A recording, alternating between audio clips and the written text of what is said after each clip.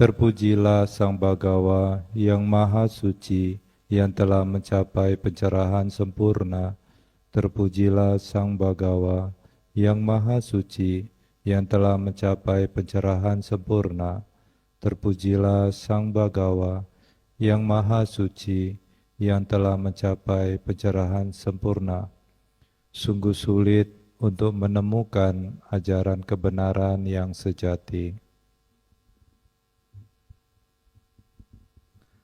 Pemimpin puja bakti yang saya hormati, para rama-ramani, ibu bapak, saudara-saudara yang berbahagia, terimalah salam dalam Dhamma, Namo Buddhaya.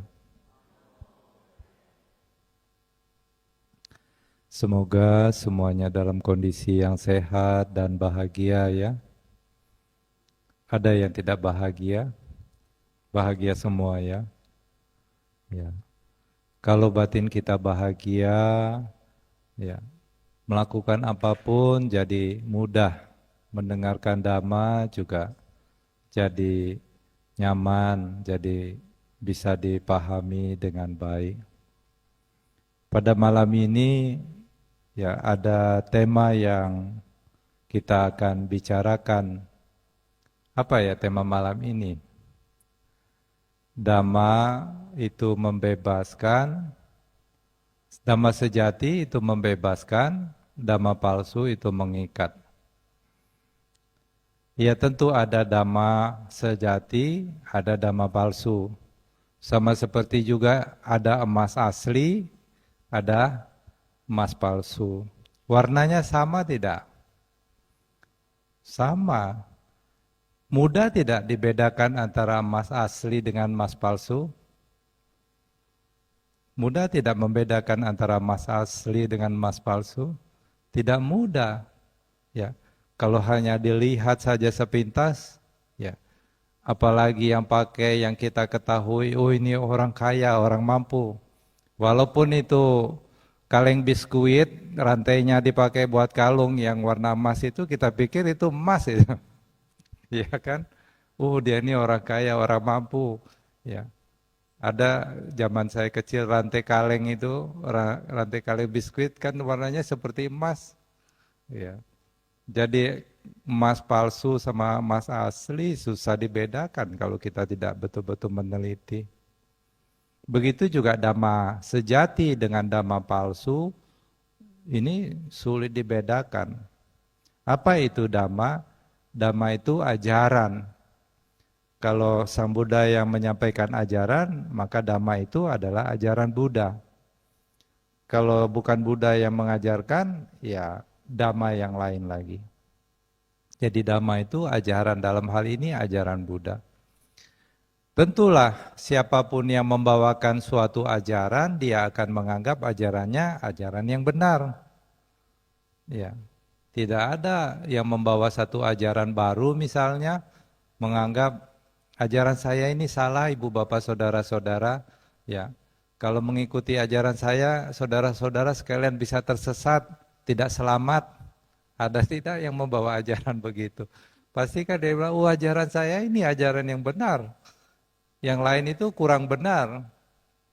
Atau kalau yang lain itu benar, ajaran saya ini lebih cepat sampainya. Pokoknya pasti menganggap ajarannya ajaran yang baik. Di zaman Buddha pun juga demikian. Setiap orang-orang yang membawa satu ajaran baru, dia menganggap ajarannya ajaran yang benar. Sehingga orang-orang di tempat itu menjadi bingung. Sebetulnya ajaran yang benar ini yang mana? Karena semua bilang ajarannya benar. Jadi sangat wajar kan terjadi kebingungan di situ. Nah kita sebagai umat Buddha, ibu bapak saudara-saudara, kita sudah mengerti Dhamma, kita harus tahu apa itu ciri-ciri Dhamma yang sejati, apa itu ciri-ciri kebenaran yang sejati. Kebenaran sejati itu artinya kebenaran yang betul-betul benar. Ya. Kalau semua bilang ajarannya benar, apakah benar-benar benar? Ajarannya itu memang betul-betul benar atau enggak? Harus kita selidiki. Kalau kita hanya terima begitu saja, oh ini banyak pengikutnya misalnya. Ya. Karena banyak pengikutnya terus kita anggap benar tanpa menyelidiki. Jangan-jangan kita beli emas palsu seharga emas asli. Rugi tidak? Rugi. Jadi kita harus tahu yang namanya kebenaran itu seperti apa. Kalau kita membicarakan kebenaran, Ibu Bapak Saudara-saudara, ada tingkatan-tingkatannya. Ada 3 tingkatan kebenaran. Kebenaran yang paling rendah, kebenaran pribadi. Menurut saya benar, menurut kamu belum benar. 2 orang bisa berselisih itu. Ya, kalau dia berpegang teguh pada pendapatnya masing-masing, itu bisa ribut itu. Ya. Ini kebenaran yang paling rendah, kebenaran pribadi, perorangan. Yang lebih tinggi daripada kebenaran pribadi, kebenaran kelompok. Ini benar, ajaran ini benar, menurut kelompoknya saja. Tapi di tempat yang lain, belum tentu benar, belum tentu bisa diterima. Jadi kebenaran kelompok itu hanya berlaku pada kelompoknya saja. Ini kebenaran kelompok. Kebenaran pribadi juga kebenaran kelompok, ini bukan kebenaran sejati. Walaupun kebenaran pribadi itu benar, kebenaran kelompok itu benar, tapi bukan kebenaran yang benar-benar benar. Gimana tuh ngomongnya? Ya. Walaupun kebenaran pribadi itu benar, walaupun kebenaran kelompok itu benar, tapi itu bukan kebenaran yang benar-benar benar. Bukan kebenaran sejati. Nah, kalau kita mau tahu kebenaran sejati seperti apa, kita harus tahu ciri-cirinya. Kalau kita tidak tahu ciri-cirinya, bagaimana kita tahu? Ya, apa ciri-ciri kebenaran sejati, Ibu Bapak Saudara-saudara? Ciri-ciri kebenaran sejati itu berlaku untuk siapa saja. Berlaku untuk semua. Dengan kata lain, kebenaran sejati itu berlaku secara universal. Ajaran Sang Buddha ini kebenaran sejati, karena berlaku untuk siapa saja. Itu ciri pertama. Nanti kita selidiki lebih lanjut. Apa benar ajaran Buddha ini berlaku untuk siapa saja? Apa contoh kebenaran sejati yang berlaku untuk siapa saja? Contohnya misalnya siapa? Apa contohnya? Misalnya, siapa saja yang pegang knalpot panas, mau percaya tidak percaya tangannya melepuh. Ada yang belum percaya? Nah, kebenaran sejati, ciri pertama berlaku secara universal. Berlaku buat siapa saja. Mau dia percaya, tidak percaya, siapa saja yang pegang knalpot panas, dia terbakar. Gitu. Kebenaran sejati yang kedua, ciri-cirinya ya bisa dibuktikan. Kalau kebenaran itu tidak ada dasarnya, tidak tahu cara membuktikannya, bagaimana kita tahu bahwa kebenaran itu memang benar-benar benar-benar? Ya toh, orang nggak tahu cara membuktikannya. Ini emas palsu, harus tahu ciri-cirinya apa emas palsu, ya kan? Ini emas asli, tapi nggak tahu ciri-cirinya seperti apa. Pokoknya anggap aja emas asli. Ya itu kan namanya orang bodoh. Coba ibu-ibu kalau mau jual emas misalnya ke toko emas ya, bawa emas palsu, warnanya persis. Saya mau jual emas asli, padahal palsu. Tukang emasnya akan uji tidak? Oh pokoknya langsung bayar gitu. Dia pasti periksa dulu, minimal ditimbang, diselidiki, bahkan mungkin ada yang dibakar, warnanya berubah tidak. Jadi diselidiki. Jadi kebenaran sejati itu harus bisa dibuktikan, ada dasarnya. Tadi yang pertama berlaku untuk semua, kemudian bisa dibuktikan. Apa ciri yang selanjutnya kebenaran sejati? Tidak bisa dibantah, tidak bisa disangkal. Apa contoh kebenaran sejati tidak bisa disangkal? Apa contoh ajaran Buddha? Apa? Tilakana. Tahu tilakana? Apa? Hah? Anicca, dukkha, anatta. Ti itu tiga. Lakana itu corak. Ya. Tiga corak dunia. Anicca, dukkha, anatta. Anicca itu berubah. Apa yang berubah itu tidak memuaskan. Dan itu semua tidak bisa dikendalikan secara utuh oleh seseorang. Dia berubah sendiri. Tidak ada yang kontrol. Tilakana ini tidak bisa dibantah. Siapa yang tidak setuju tilakana? Anicca, dukkha, anatta.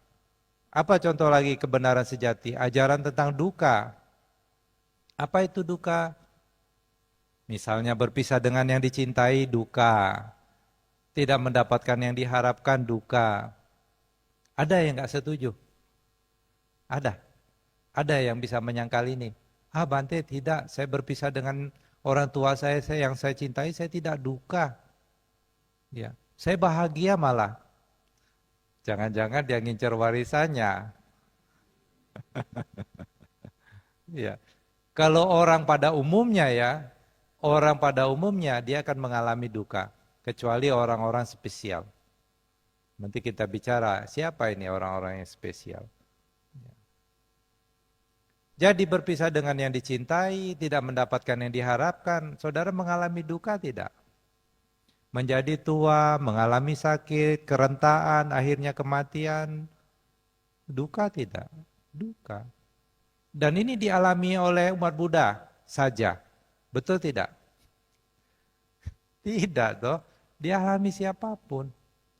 Siapapun mengalami ini. Mau percaya ajaran Buddha, tidak percaya ajaran Buddha. Dia mengalami yang namanya duka. Ajaran tentang duka tidak bisa dibantah. Duka ini ada sebabnya. Ini juga tidak bisa dibantah. Apa sebab dari duka? Hah? Tanha, nafsu keinginan. Ya. Nafsu keinginan. Ya. Keinginan yang tentu berdasarkan keakuan, ego. Ya. Apa saja yang didasari oleh nafsu keinginan atau tanha, maka bisa berubah menjadi duka.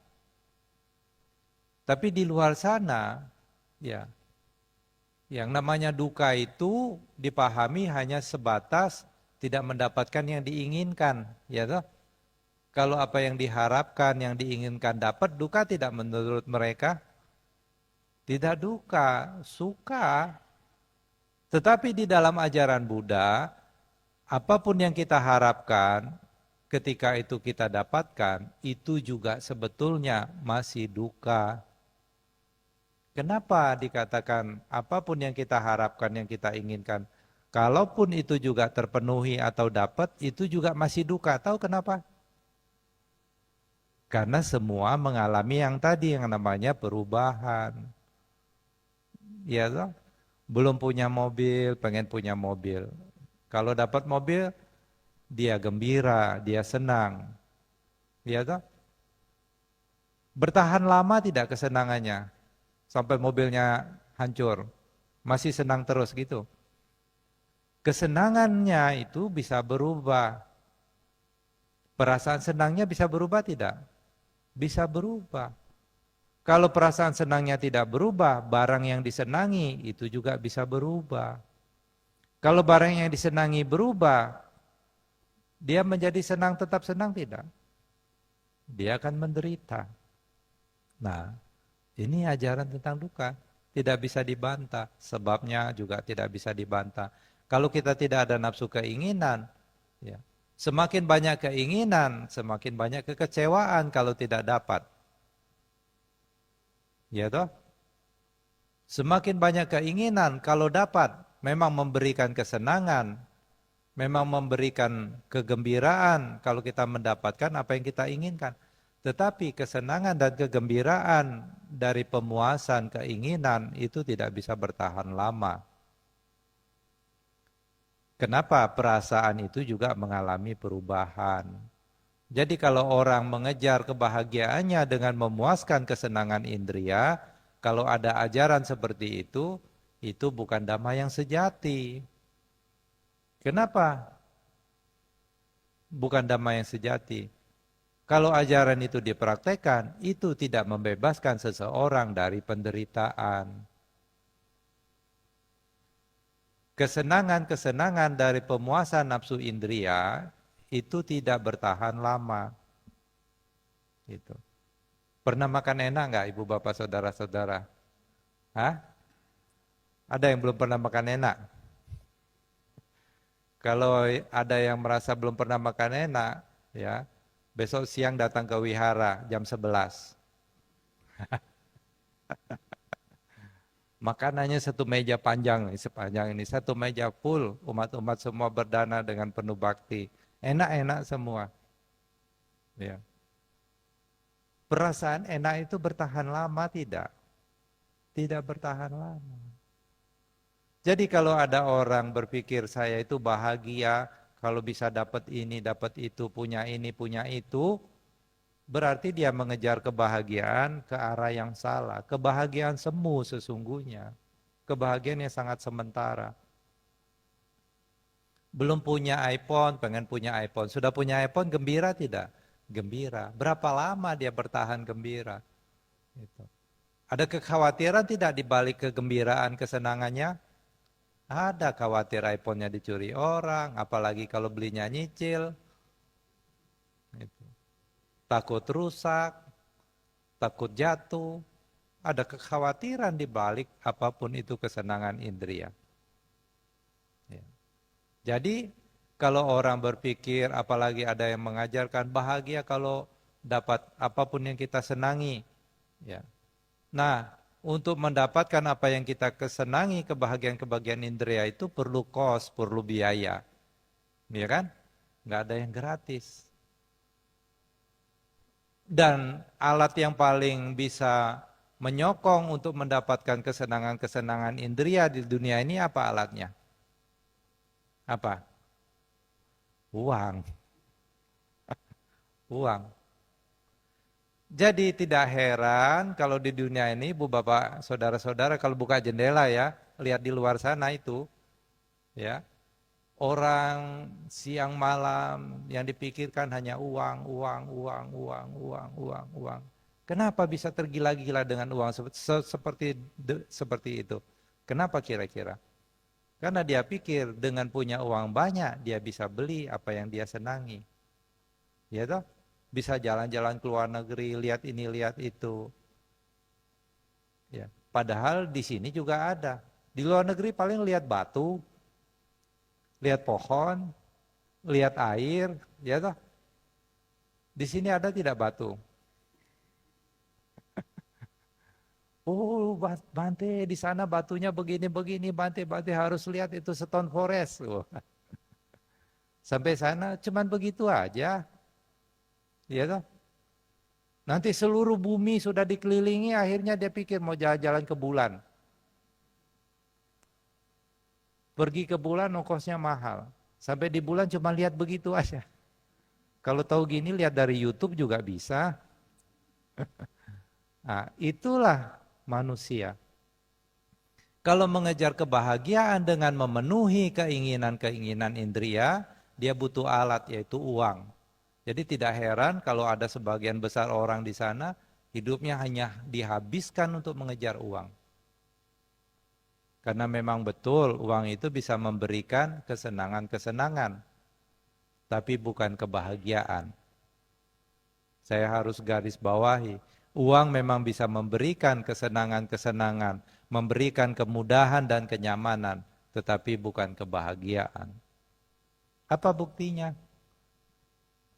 Sering kami para biku sering kedatangan tuh orang secara materi berkecukupan, bahkan berkelimpahan, bahkan berlebihan. Biasanya kalau datang ke biku itu kalau nggak stres, gitu, banyak masalah. Cerita tuh tentang masalah-masalah kehidupannya. Jadi kalau saya pikir-pikir, ya masih lebih bahagia anak-anak wihara ya ya, masih bisa ketawa lepas. Ini orang naik mobilnya sudah bagus, ya, punya barang-barang bagus, tapi stres ternyata dia. Gitu.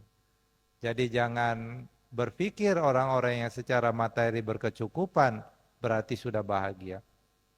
Pernah dengar secara popularitas sudah terkenal, materi cukup, dia melakukan perbuatan yang tercela, mengakhiri hidupnya. Ada pernah dengar?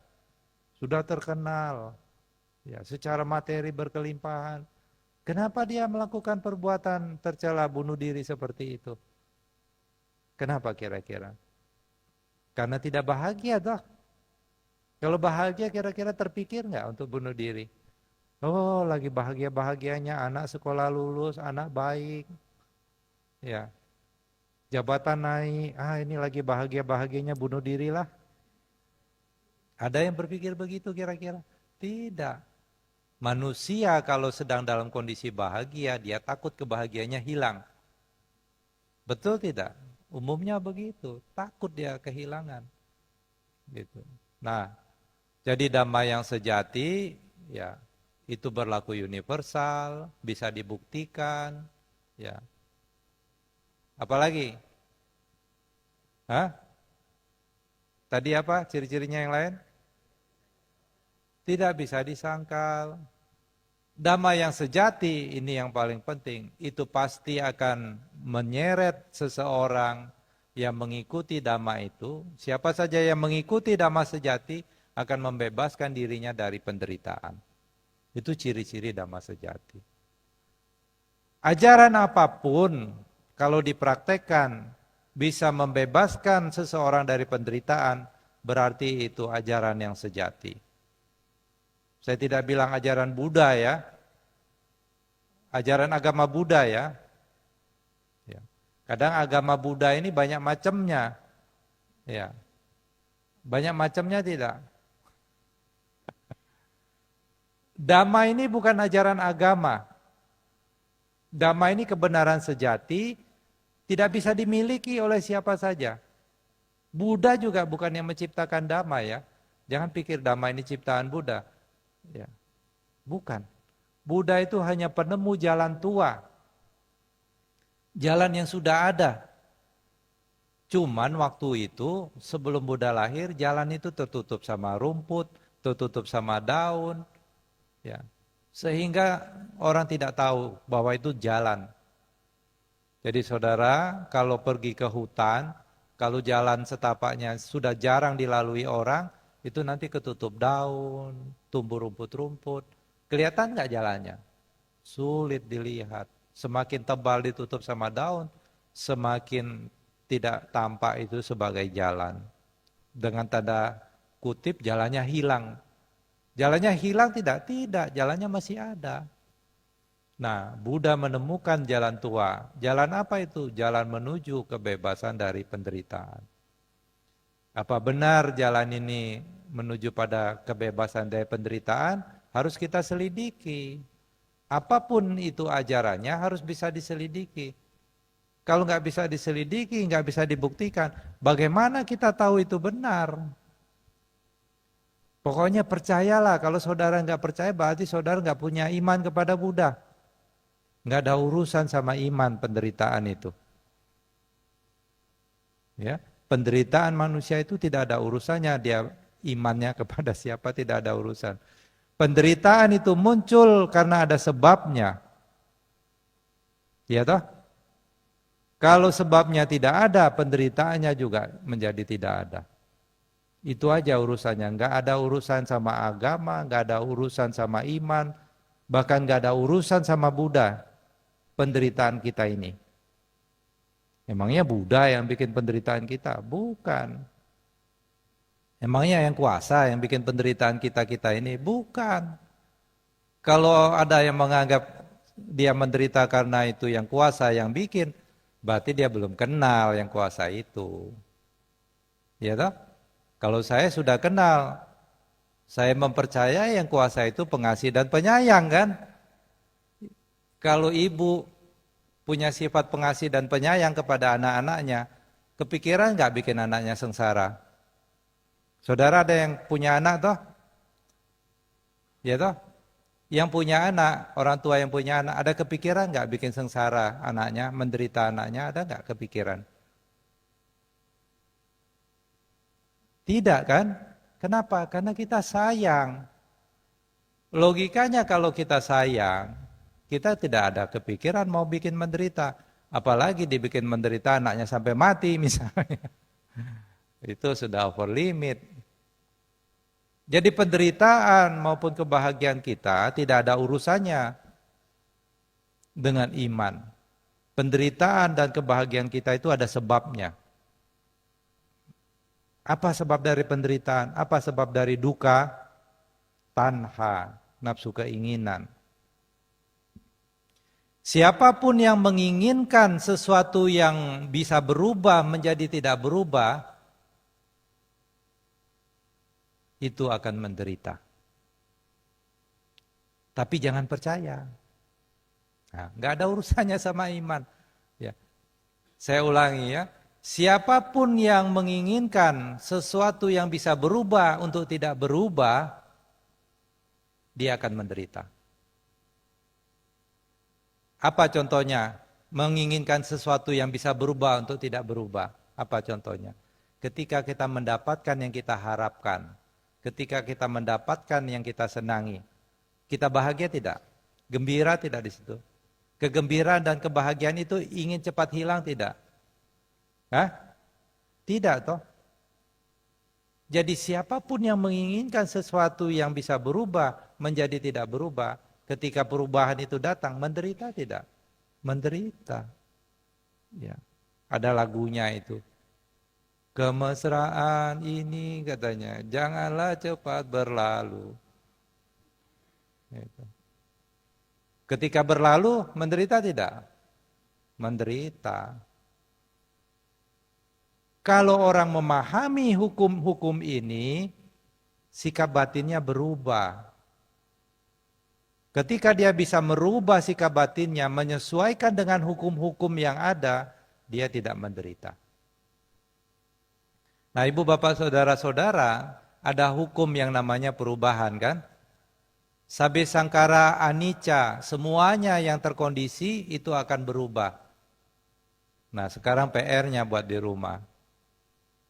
Cari satu saja yang nggak berubah, yang terkondisi yang nggak berubah itu apa? Cari satu aja. Kalau ketemu jawabannya, kasih tahu Pak Irwan. Nanti dapat hadiah. Ya, cari satu saja apapun itu yang terkondisi yang tidak berubah. Cari satu saja apa? Kalau ketemu jawabannya dapat hadiah. Ya. Jadi Sang Buddha katakan apa saja yang berkondisi pasti mengalami perubahan. Apa yang berkondisi? Jasmani kita berkondisi tidak? Berkondisi. Jasmani ini bisa ada karena kita masih kasih makan setiap hari. Dia masih eksis, kita rawat. Kalau sakit kita obati, dia masih ada. Ya. Jasmani ini masih bisa ada karena banyak faktor, jantungnya masih berdetak, paru-paru bekerja, ginjal normal. Ya, walaupun jantungnya masih normal, kalau paru-parunya berhenti bekerja, dia stop. Jadi banyak kondisi-kondisi yang menunjang jasmani ini masih bisa eksis, masih bisa ada. Perasaan berkondisi tidak? Perasaan berkondisi. Apa saja muncul itu ada kondisi-kondisinya. Kondisi-kondisinya semua berubah, kita mengharapkan tidak berubah. Ia menderita. Jadi kalau orang sudah memahami hukum ini, maka sikap mentalnya berubah. Berubah seperti apa? Ketika orang tidak tahu, ketika mendapatkan yang disenangi, dia pengen tidak cepat berlalu. Dia pengen selamanya begitu. Itu dia tidak mengerti dhamma sejati. Tapi kalau orang sudah mengerti dhamma yang sejati, Sang Buddha katakan sabi sangkara anicca, yadapannya ya pasati. Segala sesuatu yang berubah ini harus dilihat dengan bijaksana. Inilah jalan menuju kebebasan dari penderitaan. Jadi ketika dia memahami hukum ini, oh ini berubah, dia sadar. Kalau dia sudah sadar ini bisa berubah, maka dia tidak akan lekati. Kalau dia tidak melekati apapun yang berubah, maka tidak ada penderitaan ketika perubahan itu terjadi. Ya toh? Setuju nggak kalau saya katakan di dunia ini apapun yang terkondisi mengalami perubahan? Setuju tidak? Setuju. Apa bentuk perubahan ibu bapak saudara-saudara? Contohnya. Apa bentuk perubahan contohnya? Menjadi tua. Kalau kita nggak berubah ini jadi bayi semua ini. Saya ceramah sama bayi ini. Ya tuh kalau nggak ada perubahan. Memang kita lahir udah sebesar ini. Lahir dari batu. Ya tuh. Kita lahir dari bayi, tumbuh dewasa, menjadi besar. Itu contoh perubahan yang bisa kita lihat. Menjadi tua, kulit berkeriput, rambut kita memutih, gigi kita satu-satu tanggal. Ya, itu wujud dari perubahan. Ada yang bisa membantah dhamma ini? Tidak. Saya tidak berubah, Bante. Saya tidak mau berubah. Kalau mau tidak mau berubah, ya makan obat yang bikin supaya tidak berubah. Apa itu? Minum formalin. Ya, minum formalin kan jadi awet tuh. Memang hukumnya semua berubah, jasmani berubah, ya, tidak bisa dibantah. Apalagi wujud dari perubahan, contohnya dipuji, dicela, betul tidak? Untung rugi, senang tidak senang, dengan kata lain suka duka, apalagi dikenal tidak dikenal, sakit sehat, itu kan biasa toh, berubah, semuanya berubah. Kalau orang sudah paham hukum ini, secara otomatis batinnya akan berubah. Tadinya melekat menjadi tidak melekat. Semakin banyak kemelekatan yang bisa kita lepas, kita semakin banyak bisa melepas, dengan kata lain, hidup kita semakin bahagia.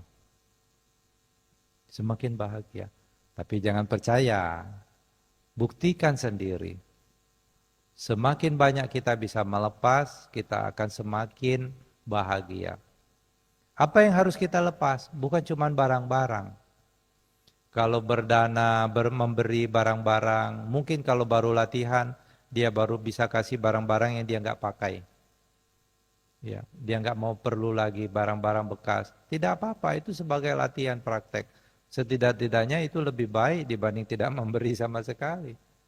Kalau orang sampai tidak bisa memberi sama sekali, orang itu kikir, itu tanda-tanda kemelekatannya begitu kuat.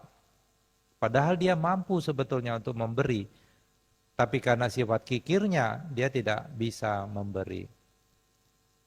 Melekat. Semakin banyak yang dilekati, semakin banyak kekhawatiran, semakin banyak ketakutan. Itu akibat dari kemelekatan.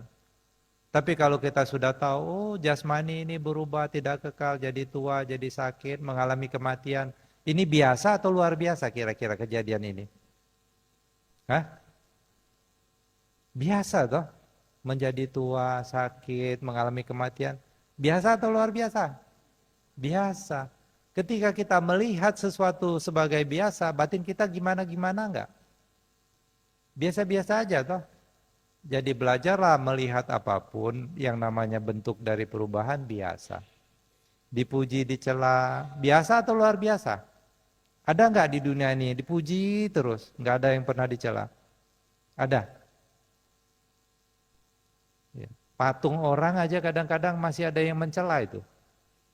Padahal patung itu ngomong nggak bisa, bergerak nggak bisa, masih ada yang mencela. Patung apaan ini begini? Gitu. Masih ada yang mencela.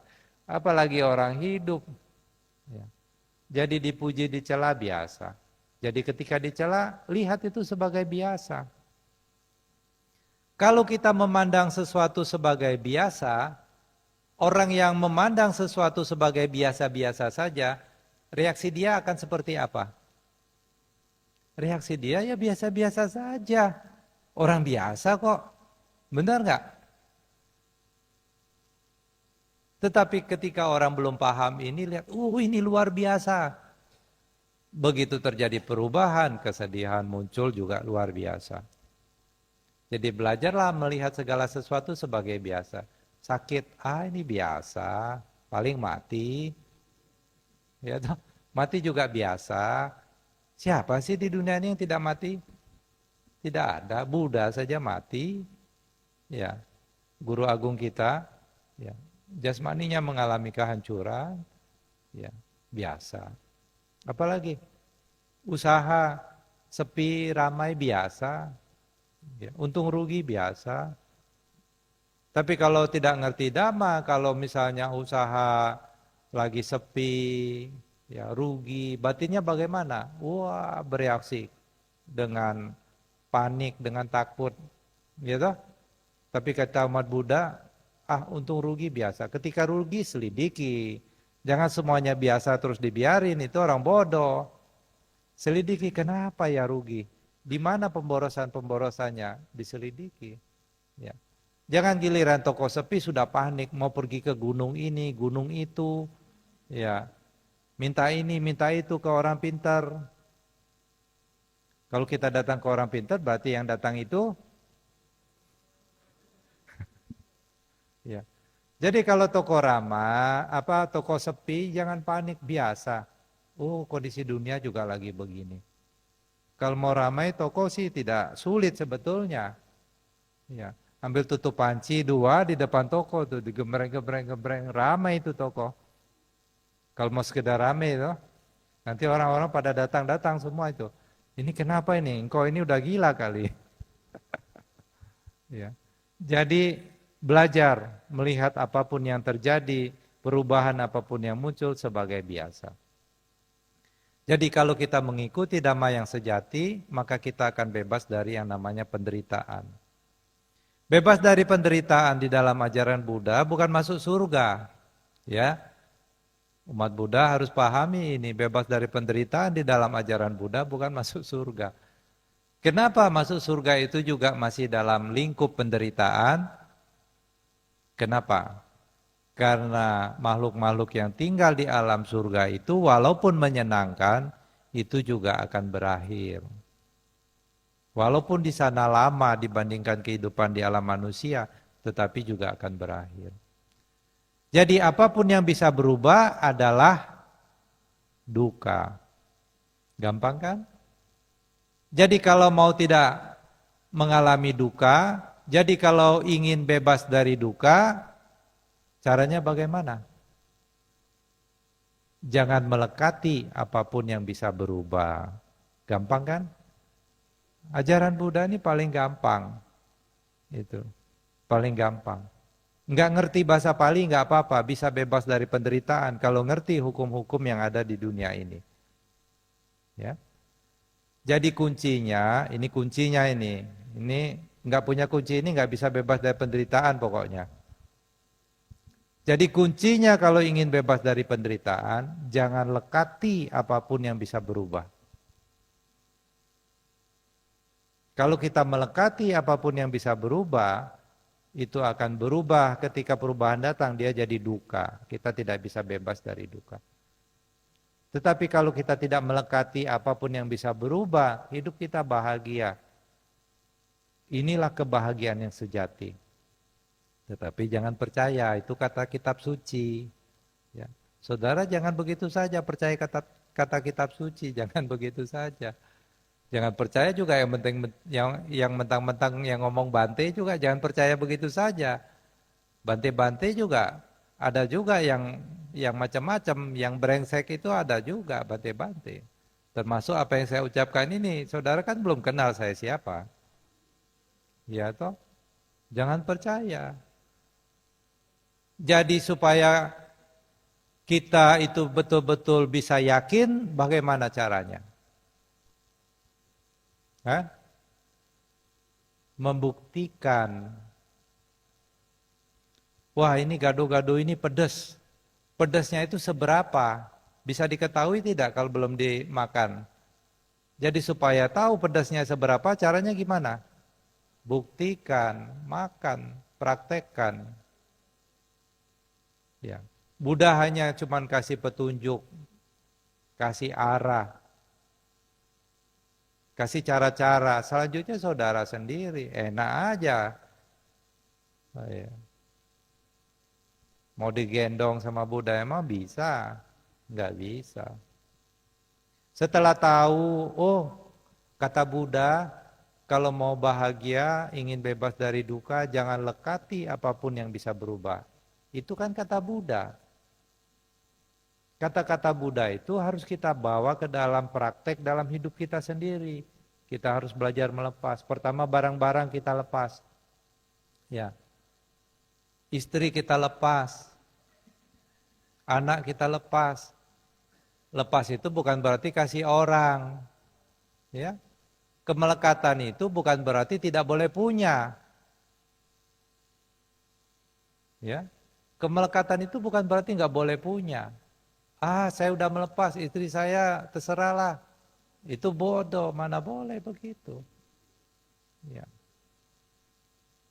Jadi melepas itu artinya tidak melekati ketika itu berubah, ya sudah. Memang begitu adanya corak dunia. Ya. Ya. Kemelekatan tidak ada pada barang, tidak ada pada orang. Kemelekatan ada pada batin kita sendiri. Ya. Jadi ini kita harus sadari.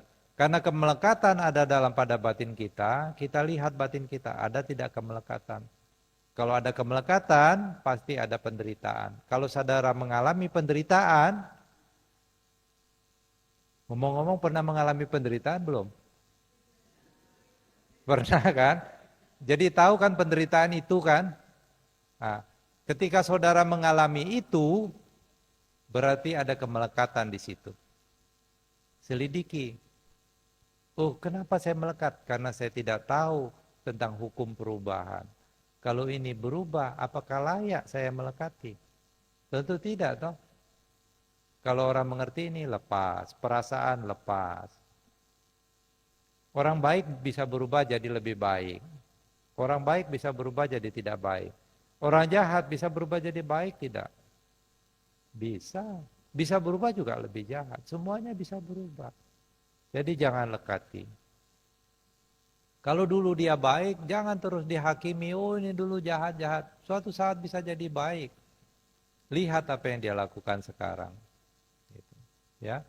Jadi kuncinya kalau mau bahagia, bebas dari kemelekatan, jangan melekati apapun yang bisa berubah. Jadi malam ini mungkin itu yang ingin saya sampaikan. Kalau saudara mengikuti dhamma yang sejati, maka saudara bisa bebas dari penderitaan, yaitu tidak melekat kepada apapun. Kalau tidak ada kemelekatan, maka saudara tidak akan dilahirkan di rahim manapun. Kalau tidak dilahirkan di rahim manapun, apakah bisa jadi tua? Apakah bisa jadi sakit? Apakah bisa mengalami kematian? Apakah bisa berpisah dengan yang dicintai? Tidak mendapatkan yang diharapkan? Tidak mungkin lagi itu terjadi. Kenapa? Kita tidak dilahirkan lagi. Setelah kematian ini selesai, selesailah sudah penderitaan kita. Ya. Jadi kalau kita sudah paham ini, hidup kita baik-baik saja. Hidup kita tidak menderita lagi walaupun kita masih berjalan di bumi ini. Jadi kalau mau bahagia sekarang, jangan tunggu masuk surga. Belum ada cerita orang yang masuk surga datang kembali cerita surga itu seperti apa. Ada pohon jambu nggak di surga? Belum tentu, karena belum ada orang pernah cerita. Surga itu semua katanya. Kata kitab suci, kata Bante, walaupun itu kata Bante jangan percayalah. Ya. Tapi kalau saudara menderita, saudara kan tahu penderitaan itu toh, pernah mengalami. Selidiki, kenapa saya menderita? Oh, sebabnya kemelekatan. Selidiki. Ketika kemelekatannya dilenyapkan, apakah saudara masih menderita? Oh, ternyata setelah saya melepas kemelekatannya, tidak menderita lagi. Saudara boleh percaya berdasarkan pengalaman saudara. Nah, itulah kebenaran yang sejati. Kebenaran yang bisa dibuktikan. Kalau katanya, apalagi nggak tahu cara membuktikannya, gimana?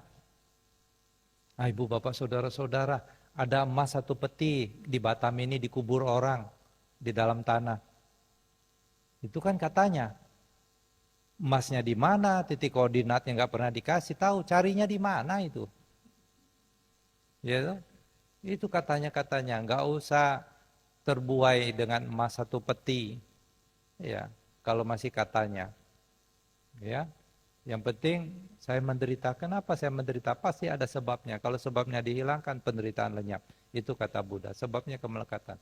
Nah, sekarang petunjuknya sudah diberikan, tinggal dilaksanakan. Ya, kapan-kapan saya datang sini, saya akan tanya lagi. Semakin menderita atau penderitanya semakin berkurang? Ya, saya ucapkan terima kasih. Sabisata Bhavantu Sukitata. Semoga semua makhluk hidup berbahagia.